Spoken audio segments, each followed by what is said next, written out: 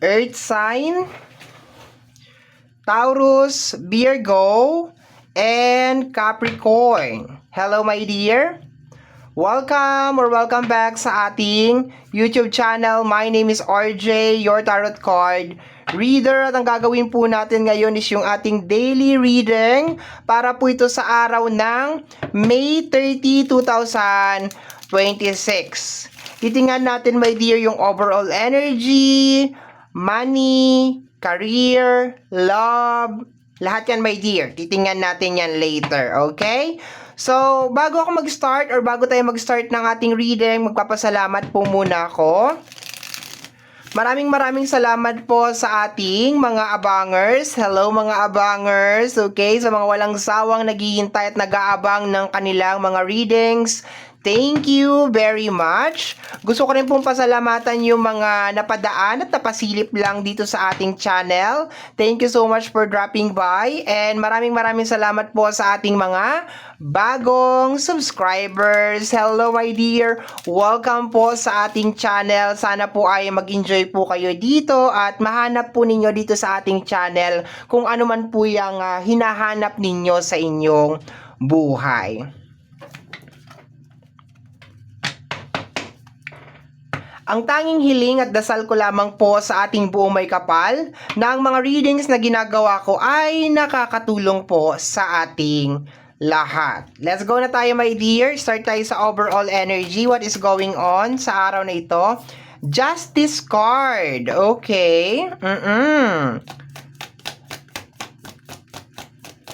Justice card, overall energy. What is this? We have here the Knight of Cups. Knight of Cups, the King of Wands, and the Ace of Cups. Very good. Very good, my dear. Okay. So, sa energy ng Justice card, sinasabi dito, my dear, na yung isang bagay, my dear, na posibleng pinangahawakan mo. Okay? For example, meron kang isang pangarap sa buhay sa energy ng Knight. Okay? Sa energy ng King of Once magkaharapan sila face to face, so para nag-uusap yung dalawa, okay? So, ang nakukuha ko dito sa dalawang card na to is more on parang may kinalaman sa isang bagay na parang pinaniwalaan mo, okay? Like kumapit ka, you never give up, talagang naniwala ka talaga my dear, talagang kumapit ka talaga kung ano man yung bagay na yan. And sa araw na to, May 30, 2026, sa energy ng Ace of Cups, ayan na, nagkakaroon, actually more on emotion siya kasi cups to parang nagkakaroon, parang ka nang nakakahinga, no, parang ka nakakaramdam ng sign of relief, okay, parang yung tinik sa dibdib mo my dear ay nabawasan o natanggal, yun ang nakukuha ko. Sa energy ng Justice card, clarity, okay, clarity, okay, gusto ko sana sabihin the fruit of your labor, pero it's more on clarity my dear na may kinalaman sa inner, okay? It's more on napaka-positibo na energy, okay? Na pumapasok sa iyo ngayong araw na ito, may kinalaman dun sa isang bagay na talagang pinaniwalaan mo, my dear, okay? Actually, it's more on parang confirmation na nasa tamang daan ka, my dear. Okay, yun na nakukuha ko dyan. Let me see. Additional cards pa tayo para mas maliwanag yung ating reading. So, you are receiving an emotional confirmation. Okay, yun yata yung pinakatamang words para dito. Emotional confirmation. Okay, we have here the energy of the Fool card. Okay. And the Three of Cups, success, okay? So, kino-confirm dito, my dear, na yes, tama. Kahit nasabihin mo na nung umpisa siguro is hindi ka sigurado, parang nakakakaba, nakakatakot, okay? Kino-confirm ng araw na to, May 30, na nasa tamang landas ka. Sa kabila ng mga naririnig mo siguro sa mga tao, mga energy, or kung ano-ano man yan dyan, my dear, na posibleng nagdi-discourage sa'yo, or probably parang yes, dinidiscourage ka or parang sinasabi na wag mo na ituloy yan, bitawan mo na yan or something like that. Sinasabi my dear ng card na to na you made the right decision. No, you made the right decision.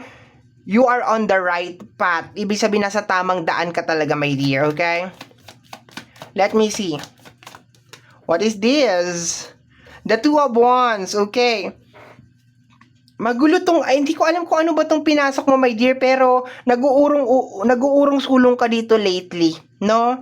Although, yeah, nandun naman yung energy na parang gusto mo tong gawin, gusto mo talaga tong ipagpatuloy, pero may mga araw siguro, my dear, na parang nandun ka sa moment na tutuloy ko pa ba to? Gagawin ko pa ba ito? No? Pero ngayon, 100% na, my dear, yung energy na yes, itutuloy mo na talaga to. No? So, kung ano man tong papasok na mga energy na magpapababa ng, alam mo yung magdi-discourage sa'yo, my dear, is, yeah, dead man na talaga siya. Kasi talagang buo na yung pasya mo na dito ka na. Eto na talaga yon.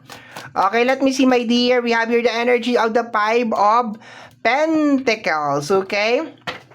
Paulit-ulit ko to nakukuha, ilang beses na ako nagre-reading, my dear, na kung ano tong journey na uumpisahan mo, okay, although napakarami talagang nangyari along the way, magdadala to, my dear, ng magandang energy sa usapin ng pinansyal. Okay, magbabago yung buhay mo, my dear, as in, magbabago talaga siya, as in, like, for some of you, magiging mayaman kayo, magiging successful kayo, my dear, because dito sa panibagong success, ayan, kung meron ka mga problema, my dear, di ba sabi ko sa energy ng Ace of Cups over here, kung meron mga tinik or meron mga bumabara, my dear, okay, dyan sa iyong emotion or something, itong araw na to is nagpapakita lamang ng confirmation talaga, my dear, na huwag ka mag-alala, huwag ka mangamba, nasa tamang daan ka, magiging maayos din ang lahat, you're doing a good job, you are doing great. Okay, yun ang nakukuha ko dito, my dear. It's more on encouragement din, my dear, na parang, okay, tuloy-tuloy mo lang, dire-diretso ka lang, because tama yung ginagawa mo, okay?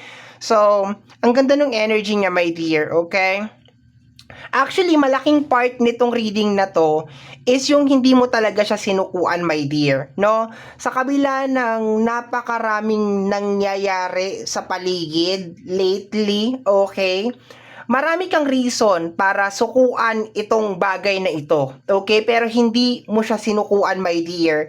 And, yeah, napakalaking part nun. Napakalaking part, my dear, na kumapit ka doon sa kung ano man yung bagay na yon, okay? And sinasabi dito, my dear, na this is going to be a life changer na energy, okay?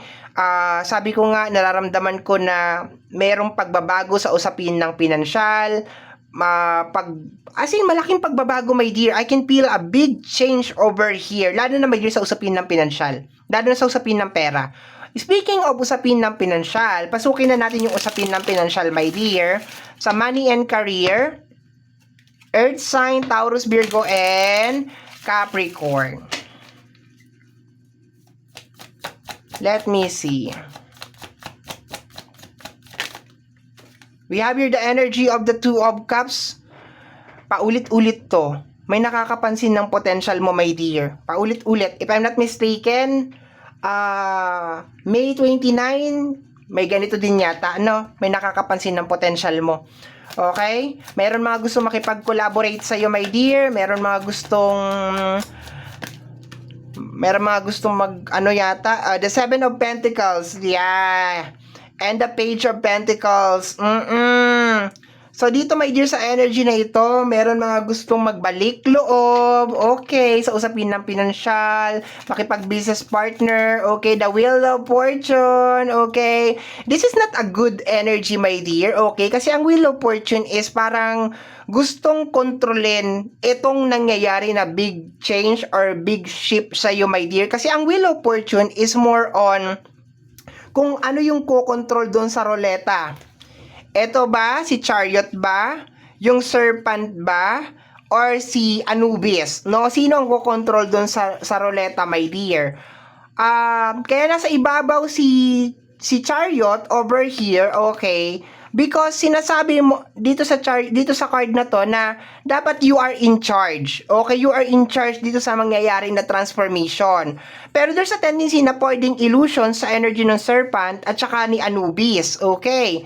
So, kung titingnan mo dito, itong energy ng Two of Cups, this is energy, my dear, na meron mga tao na gustong pumasok sa iyong money and career para Yes, sa energy ng Three of Cups over here, energy ng celebration, ayan o, gusto lang makipag-celebrate dito. Okay? Pero ang pinaka main purpose is ma-stuck ka, hindi ka pa kapag new beginnings, gustong kontrolin itong buong transformation mo. So be careful ka, my dear, sa pag-entertain ng mga tao, my dear. Okay? Lalo na kung pera na ang pinag-uusapan, ha? Let me see, my dear.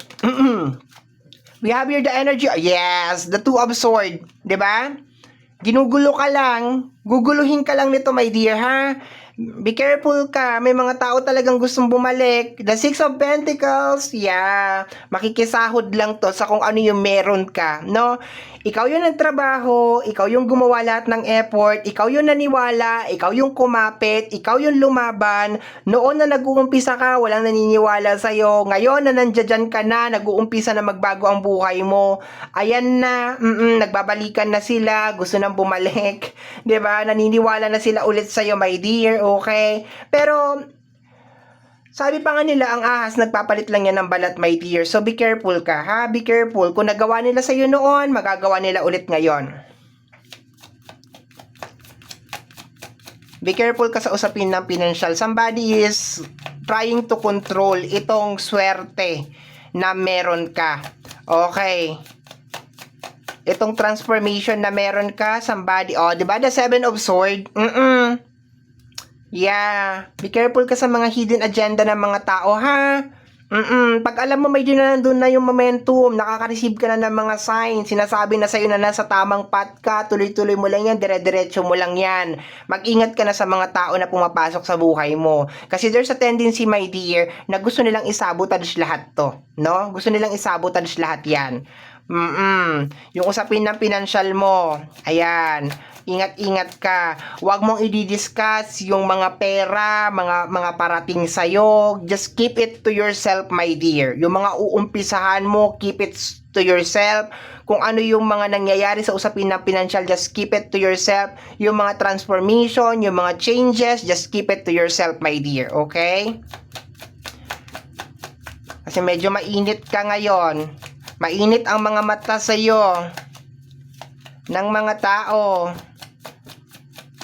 Although my dear, hindi ka pa naman nandun talaga sa tayog ng tagumpay, papunta ka pa lang doon, pero may mga tao na hindi ka nila hayaan na makarating ka doon. Let me see. The Eight of Cups, cut them off, cut them off, my dear. Cut them off, as in, tuloy-tuloy mo lang tong journey na to, my dear. Kaya mo to, naumpisahan mo to na mag-isa ka, so idire-diretso mo, my dear, na mag-isa ka, kaya mo to. Cut them off. Ikaw ang magmaneho ng Wheel of Fortune. Cut them off. Okay, cut them off, my dear. Kahit ano pang sabihin nila, magaganda, mga bulaklak, or something, kahit gaano kagaganda ang mga ngiti, or pumapalakpak na ngayon, cut them off. Yun ang nakukuha ko lang dito, cut them off. Dire-diretso ka lang, my dear. Tuloy-tuloy ka lang, ha? Be careful ka, my dear, kagaya ng sinabi ko, yung mga changes sa usapin ng financial, anything na may kinalaman sa usapin ng financial, just keep it to yourself. Hindi mo kinakailangan yan sabihin kahit kanino. Pera mo yan, sayo yan, success mo yan, just keep it to yourself. Okay? Punta tayo sa energy ng love. What is going on sa area ng love? What is going on sa area ng love? Taurus, Virgo, and Capricorn. What is going on sa area ng love? Taurus, Virgo, and Capricorn. We have here the energy of the Three of Wands. Okay, moving forward yung energy. Level up, upgrade. Let me see. Kunin natin yung mga kasama. Three of Wands. Tingnan natin. Okay, what is this? The King of Swords. Okay. Meron mga relationship na magiging okay. I think because you are receiving a clarity, so therefore, pati relationship maaapektuhan, my dear. In a positive way. Okay, in a positive way. Okay, may mga relationship na mag-upgrade sa combination ng Three of Wands at saka ng King of Swords. What is this? We have here the energy of the Page of Pentacles. You can also, my dear, attracting. Ay, be careful ka rin dito. Sa bagay, meron ka namang energy ng King of Swords, so hindi na ako natatakot. Be careful ka rin, my dear, kasi probably na you are attracting then lovers. Okay, you're attracting lovers then, my dear. Pero if you're actually in a relationship, okay to, kasi sinasabi, my dear, na kung ano man yung mga technical difficulties, problema sa loob ng relationship, so on and so forth, like magiging okay naman siya eventually. Pero sa energy ng Page of Pentacles, be careful ka, my dear. May 7 of Swords in the back, may dalawang Page of Pentacles, 7 of Swords and the Page of Pentacles over here. Be careful ka, my dear, kasi there's a tendency na baka merong lovers. Okay? Make sure mo, my dear, na clear yung agenda kung bakit ka gusto ng tao na yan, kasi baka isa yan sa mga gusto pumasok sa loob ng iyong area of responsibility nang dahil nakikitaan ka ng potential. Kung papasok siya na may kinalaman sa usapin ng pinansyal, it's a big no-no. Sa bagay, hindi mo naman kaagad makikita yan. We have here the energy of the 6 of Wands. Okay. Ayan. Ganda nito sa relationship, my dear. Okay. Mag-upgrade yung relationship. Pagiging maayos yung relationship. May success. Okay. Parehas din yung tatahakin yung relationship. Yung success na to. Magkasama kayo. Okay. Ang ganda ng energy ng relationship. Okay. Kung sa parating naman, my dear, na parating na lovers, I think may kaya to. No, I can feel na parang may kaya to, pero there's a tendency na magaling to mag-strategy ng buhay, okay? Lately, parang natatakot ako sa mga tao na may mga mayayaman, na may mga kaya, yung mga ganun. Kasi parang meron silang alam na hindi natin alam. Parang ganun. So, kahit na sabihin natin na parang nakakasilaw, di ba? Kasi yun na nakukuha ko kasi may parang nakakasilaw, may yung kanyang presensya kasi baka mayaman to, may kaya to. Huwag kang magpaparin lang, my dear, no? Kasi posibleng gagamitin ka lang niya sa kanyang own advantage. Yun na nakukuha ko dito. Maging maliwanag, my dear, yung totoong intention sa'yo ng tao na ito, ha? Huwag kang magpasilaw. Kasi I can feel, my dear, na parang nakakasilaw yung kanyang aura, as in like, posibleng gwapo or maganda, or baka marami ng success sa buhay, mukha namang stable, okay, pero, sabi ko nga sa'yo, lately, itong mga tao na parang may kaya sa buhay, or may status symbol, medyo kinakabahan ako sa kanila, okay? Medyo may something sa mga taong to, na meron silang alam na hindi natin alam, okay? Let me see, my dear. Gusto ko sana magbigay ng example pero wag na lang. Basta binarningan na kita, kilalanin na mabuti, okay, i-analyze. Wag pa dalos-dalos, okay. We have here the energy of the 2 of Cups. I told you. Maganda sa relationship to, my dear. Ganda. 2 of Cups over here, 2 of Swords. Ayan, kung ano man yung differences sa loob ng relationship, pagkakaiba, I think nagkakaroon na ng harmony, nagkakaroon na ng pagkakaintindihan sa loob ng relationship. Nakukuha ko talaga, my dear, sabay ninyong tatahakin tong success na ito. Okay? Sabay ninyong tatahakin tong success na ito na parating sa'yo. And, yun nga, sa energy din ng 2 of Cups, be careful ka rin kasi meron ka ditong energy ng 2 of Swords sa bandang ibabaw. Nabanggit ko na yan, no? Alamin niyo totoong agenda, intention ng tao. Okay, let me see, my dear. Let me see. Okay.